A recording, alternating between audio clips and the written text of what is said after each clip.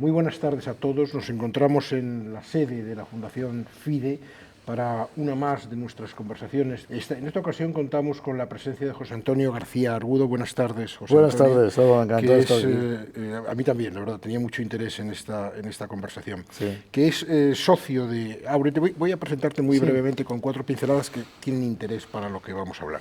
Es socio de Aure, estudiaste en ICADE, yo he hecho algunas cosas también en ICADE, y socio de Aure en un despacho, algo más que un despacho, porque cuando yo tengo mucho cariño a Aure, porque cuando en mi anterior etapa de abogado trabajé muchísimo con vuestro despacho, pero más bien como consultor económico, como con perito. Mario Alonso. Con Mario Alonso, sí. Y bueno, y además me ha llamado la atención también que has hecho un máster en organizaciones exponenciales. Sí, ¿no? en Exponential Organization en la Singularity University. Sí, son los modelos de negocio, los nuevos modelos disruptivos, que ahora son muy conocidos, pero que en aquel momento, no, sí, la verdad, era muy interesante el máster. Si hacíamos algún tipo de modelo de negocio que fuese disruptivo, era muy interesante. Yo he leído alguna cosa de él. Sí. Luego trabajaste en Sareb mucho tiempo, y ahora diriges el departamento de reestructuraciones y concursal, supongo, de Aure, ¿no? Sí. Bueno, vamos a hablar de muchas cosas, de muchas cosas económicas que a mí sabes que me apasionan y me gustan mucho, macro y micro, pero quería empezar a preguntarte por este tema de los concursos y las reestructuraciones. Un sector, el mundo concursal, que en mi opinión, yo ahora lo vivo desde otra perspectiva, con una plataforma más de observador, si quieres, ¿no? Pero que ha cambiado sustancialmente, en mi opinión, porque los antiguos concursos tradicionales prácticamente han desaparecido, o hay muy pocos, quiero decir, el concurso voluntario tradicional, con mucho pasivo, y yo creo que están siendo sustituidos por las reestructuraciones y luego por una modalidad en la que no quiero entrar, porque ya cada vez que tengo ocasión me pronuncio sobre ello, esto del concurso sin masa y de la exoneración del pasivo, pero que no es el tema, de la persona física. No, yo quería preguntarte un poco, porque si tú percibes también este cambio, que lleva aparejado también un cambio de modelo de gestor, el administrador concursal clásico. Yo he conocido interventores y después administradores concursales cuya oficina se reducía casi a un teléfono móvil. Claro. Yo creo que todo eso está desaparecido o está en trance de desaparición y exige, si está siendo sustituido por profesionales mucho más complejos, con conocimientos mucho más interdisciplinarios, el tema económico y jurídico. No sé, ¿qué piensas de esto? Fíjate, yo he tenido la experiencia, Álvaro, yo te diría, y es una visión personal, de 3 momentos. El momento que estuve en Banesto, que estuve desde el año 90 hasta el año 2013, y vi la crisis de los 90, también la crisis de tu propia casa, del Banco Español de Crédito, que fue intervenido, donde los procedimientos concursales eran sindicaciones, era un sindicato que estaba ahí en la quiebra, que estaba en la suspensión de pagos.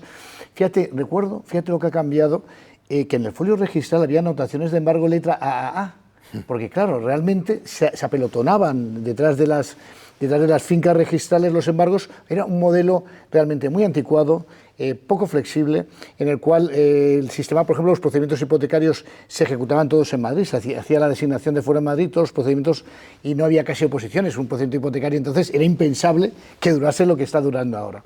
Bien, ese primer modelo va a un segundo modelo cuando llega a Sareb, que es el modelo de la crisis del 2008. Es un modelo en el que principalmente, como sabes, si hay 1 billón de euros que estaban prestados más o menos, pues 300.000, 350.000 millones estaban en el mundo del sector inmobiliario. Y eran los grandes concursos que tú conociste también, de Martisa Fadesa, de Real Urbis, donde realmente el modelo era un modelo de liquidación, había una parte de fase común, pero sí iba simplemente al hecho liquidatorio. Era, por tanto, un procedimiento muy reglado, también muy poco flexible, y sobre todo que para lo que es el mundo del NPL, del mercado de la venta de ticket, no parecía atractivo. Y ahora yo quiero entrarte en la parte, yo creo que es importante, que ha cambiado, como tú dices, el paradigma, que como se dice hoy en día, que es la entrada del libro segundo y los planes de reestructuración. Los planes de reestructuración, como sabéis todos, ha cambiado respecto a que se juega el partido de fútbol fuera de vuestro juzgado, del juzgado de lo mercantil, y hay una mayor flexibilidad. Pero esto lo que ha supuesto ahora mismo, y lo sabes tú además principalmente por Celsa, es que el ticket de deuda ya no vale lo que valía antes. Antes había un haircut, tú tenías una deuda de 100 en Celsa, y decías, bueno, yo lo compro por 50, y lo que pueda recuperar de 50 a 100 es lo que gano. Pero cuando tú puedes convertir tu ticket de deuda en propiedad, el beneficio ya puede ser muchísimo mayor. Y esto facilita y hace entrar a otros agentes económicos que aumentan el ticket de deuda. Y esto es importante también en el sistema financiero. Fíjate, yo ponía aquí un ejemplo que comentamos del libro de Chancellor, el tema de que ya los asirios las deudas las tenían en tablillas y había un mercado de compraventa de tablillas de deuda. Es decir, había ya... Un mercado secundario, claro. Exactamente, había un mercado secundario, en la época de Babilonia había ya un mercado secundario donde se facilitaba el poder comprar las tablillas donde aparecía la deuda, se lo cuenta muy bien Chancellor. Yo creo que tenemos que tender a eso, tenemos que tender a un procedimiento en el cual al final la deuda es dinero, no existe el dinero, todo es deuda. Yo qué dinero tengo, no tengo dinero, ahora mismo tengo más dinero que lo que me debe a mí el banco, pues la cuenta corriente, que es un depósito irregular, al final es un crédito, lo que tengo, pero todo es crédito. Entonces, en ese mundo de crédito es importante para el ahorrador también tener un mercado de crédito transparente, un mercado de crédito concurrente, y en ese sentido yo creo que los planes de reestructuración tienen una flexibilidad porque no van solamente al mundo de la disposición adicional cuarta, del mundo del sobreendeudamiento, entran en el modelo de negocio, entran también en el cambio de la estructura, entran en el cambio de poder tener líneas que se cierran, líneas que se abran, de poder vender unidades productivas, es decir, también el concurso de venta de unidad productiva, que tú sabes mejor que yo que en Barcelona, se entra a un nuevo modelo en donde no solamente el endeudamiento es el protagonista, sino también es la rentabilidad, el modelo de negocio, la capacidad de generar cash flow para hacer frente a los pagos. Es una sociedad realmente cambiando y donde los modelos de negocio son obsolescentes en muy poco tiempo, ¿verdad? Yo lo comparto plenamente. Lo que pasa es que, bueno, ya sabes que este tipo de cosas, cuando el beneficio que se obtiene con una inversión puede ser especulativa, es muy superior al nominal o hay diferencia, bueno, se tiende muchas veces a estigmatizar, ¿no? Yo esto lo hemos vivido en Celsa, ¿no? Es que compran por 4 duros. Esto es el mercado, ¿sí? Y yo participo y además genera mucha liquidez de esta opinión, ¿no? Yo creo que junto a eso también, claro, el profesional que interviene ha cambiado, porque el experto en reestructuraciones, por dos motivos. Primero, porque el cliente ya no es el juez, lo cual creo que eso es muy importante, porque elimina este tipo de, bueno, de vinculación sobre la que siempre se ha arrojado una cierta sombra de sospecha, y además, sobre todo, yo no quiero entrar en esto, pero lo que sí me parece es que un mercado en el que hay un número tan limitado de oferentes y tantos demandantes, los oferentes eran los jueces, ¿no?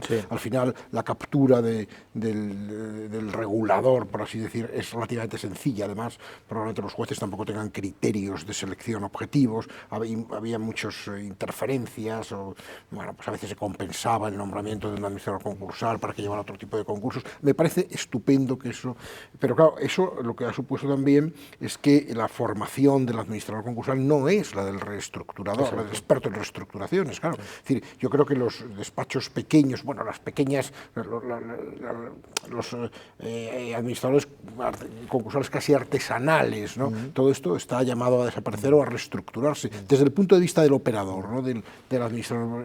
¿Tú has notado también? Sí, fíjate, yo en eso coincido contigo. El administrador concursal al final, lo sabes, es un auxiliar del juez. A mí me parece bien que lo elija el juez porque es un auxiliar del juez. Pero como tú bien dices, el experto de situaciones lo elige el mercado. Lo elige el mercado, es distinto. Y yo creo que eso tiene sentido. Tiene sentido porque además el experto en reestructuraciones, como sabes bien, no es un administrador, sino que realmente es un facilitador. Yo entiendo su papel de facilitador. Tengo que ser aquí realista y con todos los que nos están escuchando también tengo que ser sincero.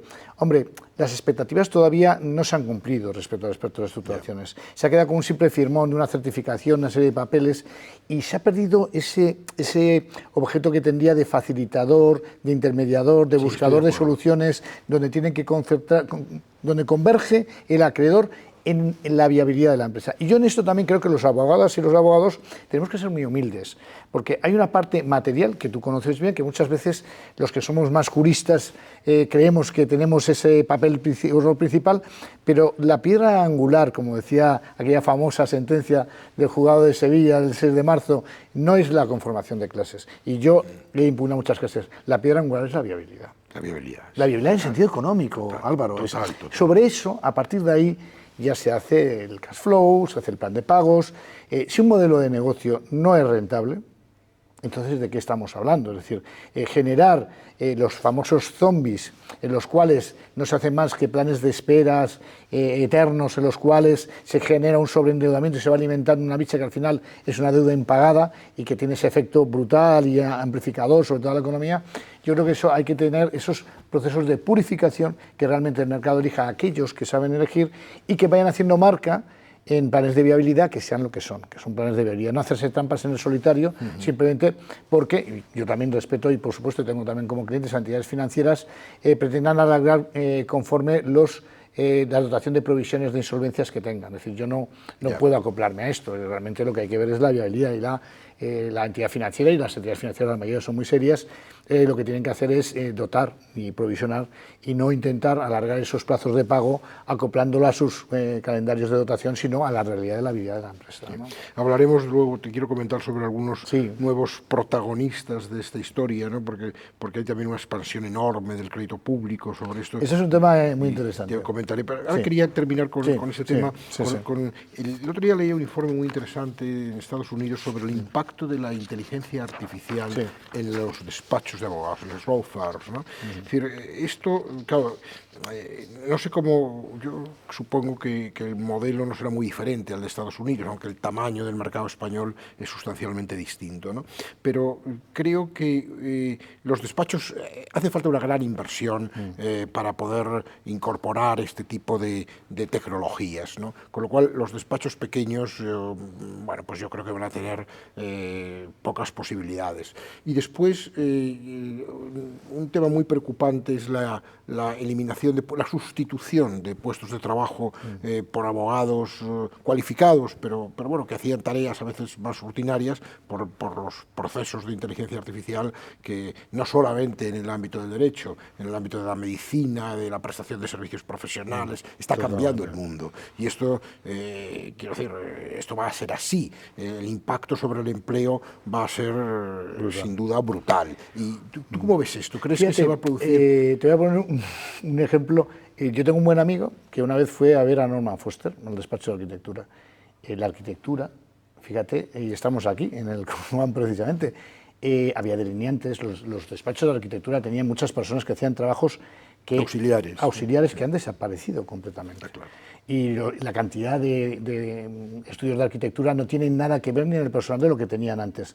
Quien no se ha adaptado a eso ha desaparecido. Y los grandes edificios, además, se hacen en base a esos softwares, ese conocimiento que hay. Muchos de ellos, incluso, recuerdo que me comentaba este amigo cuando estaba con aquellos que trabajaban, había un español que estaba allí, un arquitecto español, que trabajaba casi sin cobrar por aprender, porque por aprender cómo es ese modelo de negocio, ¿no? Que es al final el que se va imponiendo. En lo que es la parte, por ejemplo, de insolvencia y reestructuraciones, a mí me parece una parte, fíjate, importante, que todavía no está bien sondeada, es eso mismo, es decir, habría una capacidad con inteligencia artificial, ya lo tiene el registro. Anticipar, ¿no? Claro, el registro mercantil lo tiene. Ahora el registro mercantil tiene un algoritmo ya, con 1 millón de cuentas ya, y con ese algoritmo cualquier administrador societario puede entrar y puede pedir cuál es un test de ácido, en lo que puede decir cuál es el porcentaje de insolvencia con su CNAE que tiene respecto a esa sociedad. Y eso incluso a lo mejor, ¿por qué no se puede poner, como en el punto neutro judicial tenéis los jueces y juezas a disposición de decir, oiga, ¿y yo por qué no puedo pedir al punto neutro judicial que me diga con ese algoritmo qué viabilidad tiene esta empresa? Por ejemplo, sería una posibilidad un poco disruptiva, por ser un poco heterodoxo. A mí me parece estupendo. Me claro. Una idea. Y en el ámbito de los despachos de abogados es exactamente igual. Es decir, bueno, al final el abogado, el conocimiento, en mi opinión, no sé si compartes esto, el conocimiento jurídico, casi cualquier conocimiento, se está convirtiendo en una commodity.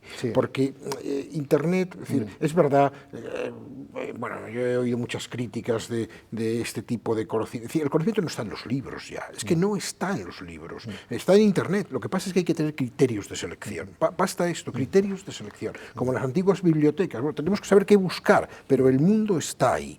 Entonces, el abogado, yo creo que se va a convertir en un gestor de la incertidumbre. Va a tener que convivir con otros profesionales, porque al cliente lo que le interesa es que conozcas un negocio y añadas valor. Yo me acuerdo mucho de Juan Picón cuando habló de esto, que Juan siempre decía, el conocimiento es sustituible. Lo que no es sustituible es la confianza y el valor del cliente, ¿no? Yo creo que al final esto es lo que va a quedar. Es decir, quién aporta valor y quién no. Y el conocimiento es un valor pequeño, porque está al acceso de la mayoría cada vez. Tú lo has sido cuando estás en el mundo del ejercicio profesional, lo difícil es la estrategia muchas veces. Muchas veces. Cuando te confundes en la estrategia, eso ya tiene mala solución, porque has cogido un camino equivocado.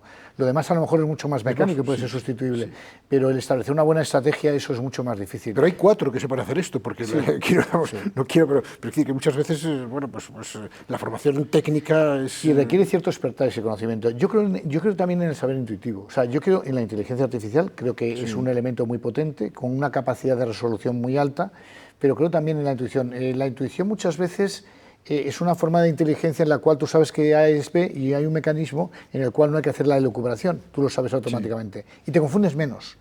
El organismo está preparado para eso, para que la intuición es inteligencia, lo que pasa es que una forma de inteligencia rápida, son patrones, claro, son una serie de patrones, son patronajes que tienes y que si tú tuvieses incluso que hacer ese discurso, a lo mejor te perdías por el camino, pero como tienes un patrón, funcionas con el patrón. Ese patronaje en la inteligencia artificial produce economías de escalas brutales. Comentías tú, cuando hicimos el curso de la Singularity University, a mí me llama la atención que es la capacidad de poder manejar la masividad de la información. Esa es realmente el gran... O sea, tú podías tener la biblioteca de Alejandría, pero no podías manejar toda esa información porque no sabías cómo procesarla. Tenías que coger un libro, otro libro, o irte a... Esta es la clave, los criterios de esos patrones. Pero tienes unos patrones en los cuales puedes manejar una información abundante. Entonces, el patrón, y todos lo sabemos, y no estoy descubriendo nada nuevo, y yo no soy precisamente especialista, yo tengo una masividad en la oferta y una en la demanda. Es decir, hay gente que quiere transportarse, y hay gente que tiene coches, que son VTC. Y yo creo un DAS, una interfaz, y creo un algoritmo, y eso une las dos partes. Y además va aprendiendo, va sabiendo cómo hacerlo cada vez más eficiente.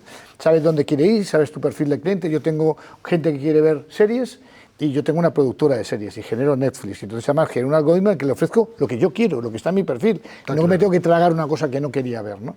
Esto en el mundo de la abogacía también es importante porque llegará un momento en que la inteligencia artificial nos dé un perfil del cliente y le demos un servicio que es lo que quiere el cliente, no lo que nosotros nos creemos que quiere o donde nosotros nos encontramos confortables, que es lo que hacemos normalmente. A veces le pasa también a los médicos, ¿no? Que dicen, bueno, tú vas a un traumatólogo y te dice que el dolor de espalda es pues un tema óseo, pero nunca te va a decir que es un tema pulmonar o que es un tema de... porque siempre vamos a nuestra zona de confort de conocimiento, ¿no? Esa capacidad que tiene la inteligencia artificial de centrar lo que quiere el cliente, cuál es su perfil, eso nos ayudará enormemente. Pero fíjate, también en esto quiero ser un poco disruptivo, y a lo mejor como he tenido siempre la experiencia de lo que es el fracaso empresarial, va a haber mucho fracaso empresarial. Es decir, cuando se descubre América hay mucha gente que se queda por el camino.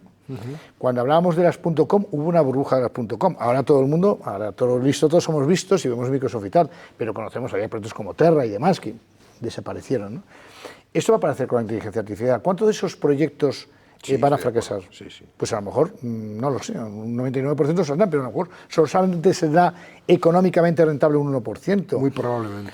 Por lo cual, lo mismo con el automóvil, el avión. Exactamente. Pero estas tecnologías disruptivas son minoritarias. Y luego una cosa, Álvaro, que decías que es muy importante, que es una economía que va a necesitar capitalismo y una economía muy fuerte e intensiva. Utiliza capital de forma intensiva. Pero esto pasaba desde el ferrocarril. Es decir, las grandes inversiones, los grandes bonos del siglo XIX fue cuando se generó el ferrocarril, luego cuando se generó la industria, pero generan grandes...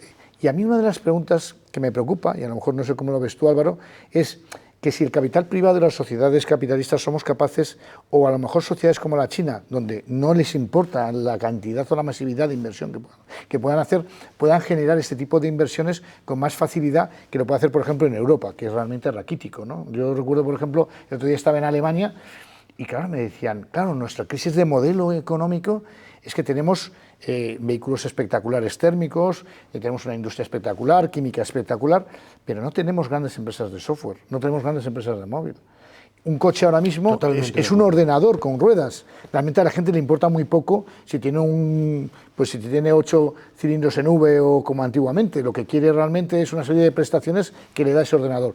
Y esa parte, Alemania, por ejemplo, lo ha perdido y ahora se está resintiendo económicamente. Hablaremos de eso luego. Yo creo que Europa está perdiendo claramente el tren de la digitalización, entre otras cosas por el exceso de regulación. Luis Garicano decía, en la London School, decía el otro día, dice, bueno, hablando de Trump, ¿no? como todas estas restricciones medioambientales se eliminen en Estados Unidos y se desregule, Europa está perdida, porque tenemos tal volumen. Si en algo estoy de acuerdo con Margaret Thatcher y todo el Brexit Brexit, es que Bruselas es una gigantesca telaraña de regulación. Yo creo que eso es una dificultad, pero hablaremos. Quería comentarte, volviendo al tema ahora de las reestructuraciones y del mercado, el tema de la expansión del gasto público, de los protagonistas. Porque claro, comentábamos antes el hecho de que hay muchos organismos que prestan dinero público, tanto a nivel autonómico como estatal. Es decir, que de alguna forma el dinero público se está convirtiendo en un actor muy importante, y me comentabas tú, y yo creo que eso es cierto y me ha hecho reflexionar, que hay que distinguir entre las subvenciones que tienen por objeto reponer el capital físico, y me parece, las estructuras productivas dañadas, estamos viendo con la Habana y con muchas otras cosas, ¿no?, de aquellos otros financiaciones de circulante que lo que hacen es prolongar la vida inútil de una empresa, y de alguna forma cuestionando este principio de Schumpeter, de la destrucción creativa, que tiene su momento de verdad, es decir, con independencia de los efectos secundarios que tenga. ¿Cómo ves esto? Porque yo también veo en los concursos, es decir, cada vez tiene más, en las restauraciones cada vez tiene más peso esto, ¿no? Fíjate, además con los extraordinarios privilegios que se irrogan, porque es una cosa asombrosa. Totalmente, pero fíjate, y bueno, esto lo conoces tú muchísimo mejor que yo, Álvaro, cuando ves las reestructuraciones, pero en la negociación, una de las primeras bolsas que se hace son aquellos créditos financieros que tienen aval ICO. La circunstancia no es del crédito público, porque nos fijamos mucho en el crédito público, pero no, yo estoy hablando ahora del crédito financiero otorgado por entidades públicas, que es distinto. Porque además, esa distinción es muy importante. Claro, esa distinción es muy importante, pero si estamos hablando de crédito público, estamos hablando del lenguaje que ya se tenía antes. Lo que no se tenía y es nuevo es que, por ejemplo, llegues a una reestructuración y en un crédito ordinario te encuentres la falta de flexibilidad en un momento determinado, porque hay avales de tipo pues de ICO, que puede haber de SEPI, de COFIDES, de CEDETI. Yo ponía unas cifras aquí, pues mira, ICO liquidez son 122.000 millones, pues estos son 1 millón de operaciones. Eso es asombroso. ICO inversión son 18.000, SEPI son 5.000, COFIDES 779, CEDETI 11.000, Sareb quedan 29.000 millones todavía del valor neto contable que se tenía. Estos son a lo mejor casi 187.000, son casi 200.000 millones. Pero tú suma eso las entidades públicas que también están endeudadas. Por ejemplo, Correos. Pues suma la deuda de Correos, empieza a suma las deudas, por ejemplo, de institutos autonómicos, el Instituto Catalán de Finanzas, el Instituto Valenciano de Finanzas. Llega un momento en el están que todos los concursos. Están todos los concursos. Y con una flexibilidad muy pequeña, porque al final el interlocutor es la agencia tributaria, con lo cual te encuentras en que la capacidad para llegar a acuerdos de reestructuración de repente se queda totalmente cercenada, ¿no? Yo no digo, y además lo valoro, y las personas que han trabajado en ICO, y me parece que fue una colaboración público-privada, las entidades financieras y de ICO en el momento del COVID, me parece extraordinaria, y el esfuerzo personal que se hizo en esta situación me parece de verdad de alabar, y a lo mejor la situación económica de España quizás se diferencia también por eso, pero hay que ver también los efectos secundarios de esa medicación, ¿no? Por utilizar un poco, y los efectos secundarios es que además va más, porque si los jóvenes quieren comprar vivienda, vamos a darles un avalico. Como comentabas ahora el tema de la DANA, yo pierdo desgraciadamente en estas situaciones tan dramáticas, pierdo mi vivienda y tengo una hipoteca, pero claro, el seguro lo que hace es pagar y bajar la deuda bancaria, porque yo designo de forma como beneficiario del seguro a la entidad financiera. Me quedo con una casa sin hipoteca pero sin construir. Entonces, ¿qué hago? La vuelvo a hipotecar para que vuelva a construir. Me contaba una persona que estaba trabajando en su momento en ICO, que todavía tenían algunas ejecuciones que habían trasladado a ICO de las ayudas que se dieron en las inundaciones del año 82. Si lo que tenemos que pensar es, hay gente que necesita algo, pues démosle una subvención, pero no les endeudemos, porque es que si la ayuda va a ser endeudarles, a lo mejor esa posibilidad que les estamos dando es una persona que no tenía un endeudamiento porque no era capaz de esa capacidad de reembolso, llevarle a una situación además de endeudamiento que va a ser sin quitas y un endeudamiento público, con lo cual va a ser mucho más complicado. Esto que dices me ha traído a la cabeza, en la crisis de 2008 yo me acuerdo que Nicolas Sarkozy, que no es un personaje por el que sienta especial simpatía, pero decía una cosa que es verdad, ha vuelto el Estado, ¿no? Hay como una especie de retorno del Estado, ¿no? Hay dos funciones del Estado, que en un libro que leí hace poco de un profesor de la London School, un italiano, no recuerdo el nombre, se hablaba de controlar y proteger, que son las dos funciones clásicas que han traído al Estado de vuelta, ¿no? La gente, y es verdad, lo hemos visto con cada una de las catástrofes naturales o los seísmos a veces sociales o políticos, es decir, la gente acude al Estado, es decir, quiere una respuesta, ¿no? Y eso yo creo que está un poco en contradicción con toda esta ola neoliberal que desde el año 1980, desde la revolución de Reagan y Thatcher hasta casi la crisis del Micho y después aún, pues se ha producido, ¿no? Es decir, ¿no crees que estamos volviendo un poco a este, que tiene un lado, en mi opinión, muy preocupante? Porque yo creo que el Estado ocupa zonas a veces... Claro, yo creo, Álvaro, la ideologización, como tú decías, hay un italiano que conoces bien que es Giovanni Sartori, sí. y Giovanni Sartori, cuando habla de 100 preguntas de la democracia, le preguntaban, ¿es que la democracia siempre es capitalista? Y él decía, no. Una cosa es ser capitalista y otra cosa es la economía de mercado. Es decir, la economía de mercado existe desde que un hombre le cambia la piel de tambor a unas nueces. Y eso ha existido siempre, la Edad Media, de distintas formas. Sí. Pero otra cosa es la ideología del capitalismo. Esto es completamente distinto. Podemos ideológicamente estar en contra del capitalismo, a favor, yo no entro en eso. Lo que no podemos estar es en contra de la economía del mercado y del crecimiento. Y hay lógicas económicas que no se pueden ideologizar, porque al final no son cuentos, relatos ideológicos. Totalmente de acuerdo. Son cuentas, es decir, al final terminan en la economía real. Entonces, evidentemente, si el Estado está recaudando impuestos y se convierte en un prestamista, cuando alguien gana dinero, ese retorno que gana se lo queda él, pero cuando lo pierde se socializa. Claro, está produciendo el efecto contrario del que tenía que producir. Sí, sí. El Estado tiene que estar como último recurso, como última demanda para acudir en aquellas situaciones. Yo me acuerdo, fíjate, por ejemplo, cuando yo empecé en el año 2013 en Sareb. Bueno, la verdad es que estoy de verdad encantado del recuerdo aquel, pero recuerdo el entrar en Sareb, en edificio éramos muy poquitos, y ver a los hombres de negros en el ascensor, literalmente subir los hombres de negro. Nadie preguntaba por nada, ni por Castellana 200 o que tenía rayadores, nada, o sea, éramos los pigs, es decir, estamos totalmente... Y veía la diferencia cuando yo viví la crisis en el año 93 de Banesto, en que salió Ángel Rojo, el gobernador del Banco de España, y dijo esa noche, en Cibeles teníamos entonces, que ahora no tenemos, un sitio donde se saca el dinero, apoyaré a Banesto hasta donde hizo un Draghi, ¿no? Hizo un Draghi y dijo, no. Lo que los bancos dijeron, necesario. Sí. Aquí, y por interbancario salió dinero, pero se mantuvo el banco. El paradigma, en cambio, del año 2013 es que no tenemos la fábrica de dinero debajo de Cibeles, está en el Banco Central Europeo. Y entonces dijeron, sí, os vamos a dar dinero, pero no vamos a tirar de inflación, os damos un préstamo. Os damos un préstamo con un aval de todos los españoles. Es decir, los 50.781 millones de euros que se dieron en el Memorandum of Understanding se dieron a Sareb para que comprase los activos, pero si con esos activos no repagaba la deuda, se socializa entre los españoles, porque al final tiene que haber un último recurso, y el último recurso en el mecanismo europeo no hay ese mecanismo de un banco central como una reserva americana, sino que es un prestamista de último recurso, con lo cual hay que ser muy responsable en el endeudamiento, porque nadie va a ir a salvarte, te van a dar un préstamo, como ha pasado en Grecia, de una forma dramático de Grecia. Sí. Claro.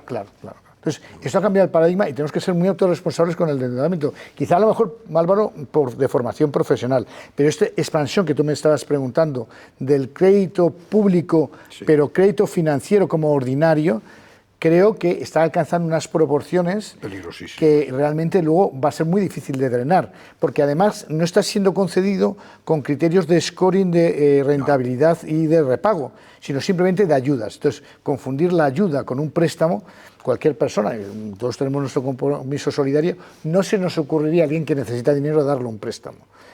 Lo comparto plenamente, es decir, se está produciendo una inflación del crédito público con esa finalidad que me parece nociva, ¿no?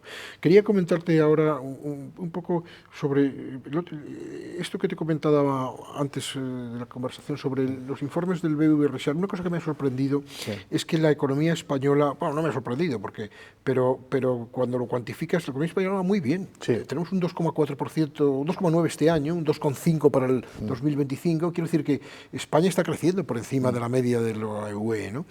Y lo que me sorprende es que, y sobre esto quería reflexionar contigo, no hay una correlación entre el éxito económico y los resultados políticos.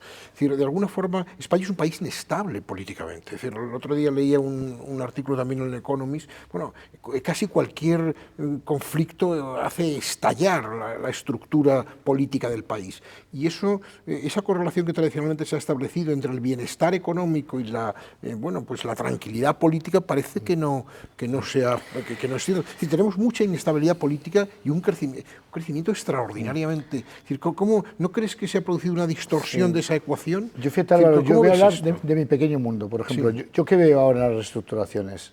Veo que el mundo industrial sí entra en reestructuraciones. Es decir, yo sí creo que sigue habiendo un grave problema industrial europeo, pero que, claro, la menor implantación de industrias en España hace que eso tenga menos impacto que en Alemania, por ejemplo. No nos están entrando reestructuraciones de hoteles, de cadenas hoteleras, de restaurantes, de hostelería. Por ejemplo, en el mundo de las energías renovables también está habiendo bastante presión respecto al tema de reestructuraciones. Es decir, en el mundo, por ejemplo, de la pesca también, no sé por qué ha habido distintas... se está focalizando mucho en el tema industrial y España ya estaba muy desindustrializada y yo creo que eso está haciendo que este impacto desindustrializador y de la crisis que se está haciendo especialmente industrial no pegue tanto en España. La que pegó en España fue una crisis inmobiliaria realmente. Está claro. Perdona que te interrumpa, pero es que como llevamos 30 minutos y estoy encantado con la conversación, no me he dado cuenta del tiempo, pero quería entrar en dos cuestiones muy importantes. Claro. Una es la del libro que me has recomendado, de Edward Chancellor, que me ha encantado. El precio del tiempo es un libro, es una historia de los tipos de interés extraordinario. Hay muchos conceptos que no podemos abordar, pero la idea de que el dinero es el tipo de interés es el precio del dinero en el tiempo. El tiempo es una variable esencial. Hay un concepto que me ha llamado mucho la atención, que es el de represión financiera. Cuando el Banco Central fija el tipo de interés por debajo del nivel de inflación, está cancelando deuda. Es como el modelo que pone Edward Chancellor es el de China, un estado cerrado que controla el ahorro, que limita la salida de capitales y que dirige la inversión hacia donde quiere, ¿no? Que es un modelo del que tú has hablado antes y es cierto que es un modelo con el que hay que competir, porque China es capitalista, es un país extraordinariamente desigual y extraordinariamente capitalista, con un régimen autoritario, probablemente algo parecido a lo que decía Anne Applebaum sobre la autocracia. ¿No? Sí. Pero quiero hablar de la represión en el sentido occidental, ¿no? La idea de que de esta expansión enorme del crédito y del mantenimiento de tipos de interés muy bajos por debajo de la inflación que han logrado cancelar la deuda de la Segunda Guerra Mundial, de Estados Unidos o de Gran Bretaña, y están creando burbujas. Es decir, es una cosa tremenda, es que esta expansión del crédito con tipos de interés tan bajos como los que hemos tenido, incluso negativos, ¿no? Incluso los bancos centrales están cambiando sus funciones. Suiza compra acciones, Japón, el Banco de Japón, es decir, que es una cosa... ¿Cómo ves esto? Recordarás que en el libro, te gustará porque precisamente el primer editor de Economist, Bagehot, es un banquero, que nace, además dice que había nacido en un banco, y es el primero que llama la atención sobre el bajar los tipos de interés por debajo de la inflación a tipos muy bajos. Y dice además que lo que está produciendo realmente es ocultar o maquillar la falta de rentabilidad. Total, sí.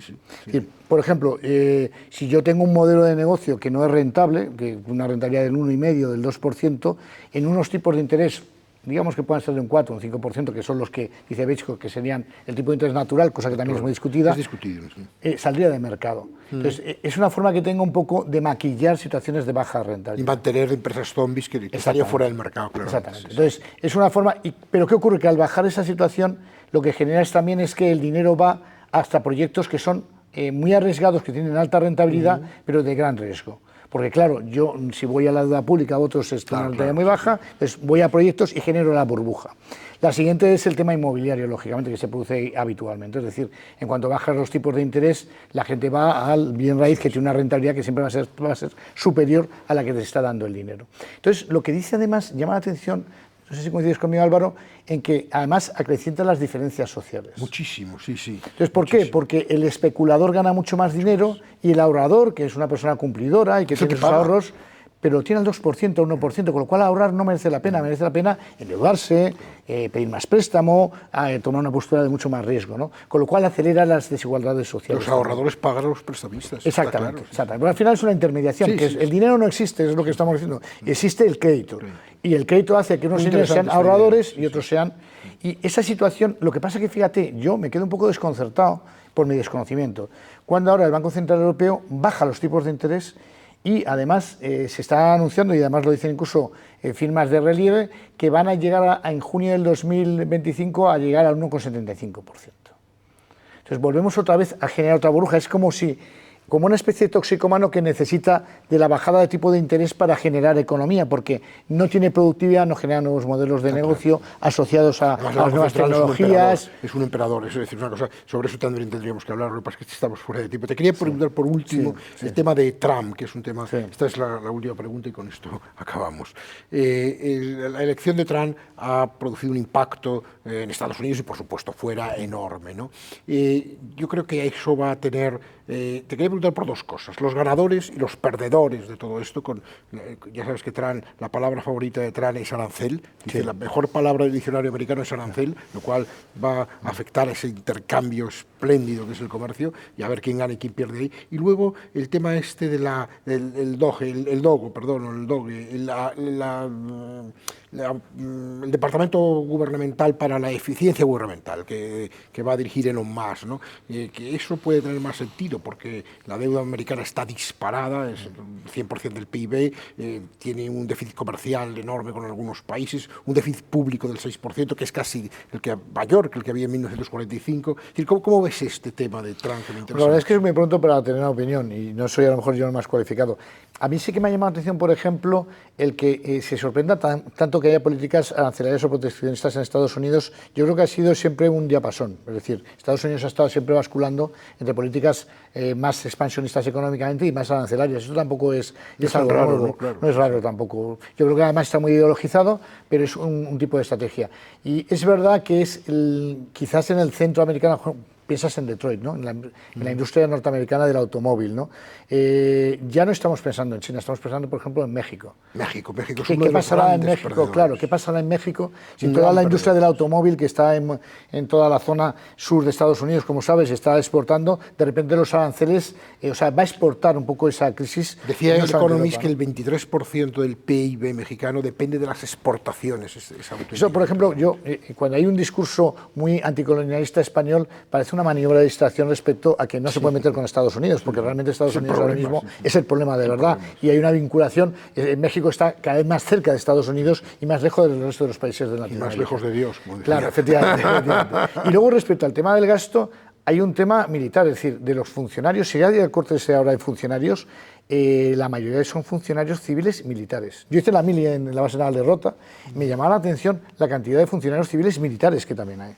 Sí. Yo creo que Trump, a ver cómo lo asimilan. Claro, ¿no? Trump está haciendo una política ahora que está viendo que la guerra está costando mucho dinero, y efectivamente en Ucrania no solamente es por un tema de Ucrania, sino por un tema de coste presupuestario al final. Que esto realmente, yo creo que realmente el coste está empezando a hacer mella en Estados Unidos, ¿no? Oye, ha sido un placer, nos hemos pasado muchísimo de tiempo, lo sé, pero ha sido un placer inmenso. Igualmente, el placer ha sido mío, Álvaro. Y bueno, y espero que a todos ustedes, o a todos vosotros, os haya gustado también. Muchísimas gracias. Gracias a ti siempre, Álvaro, y a Fidel.